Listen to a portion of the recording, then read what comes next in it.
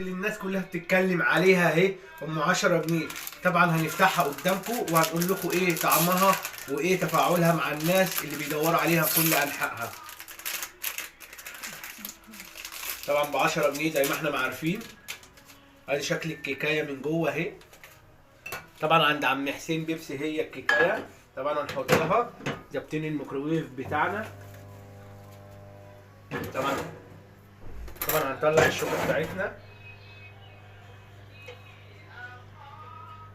طبعا ظابطين على 30 ثانيه زي ما انتم عارفين في الميكروويف. طبعا بتتاكل من غير الميكروويف.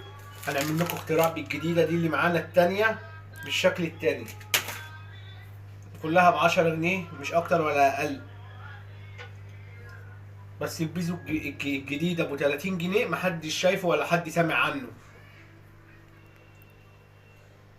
واقفين طلبت ومش الاصليه دي. طبعا هندوق طعمها.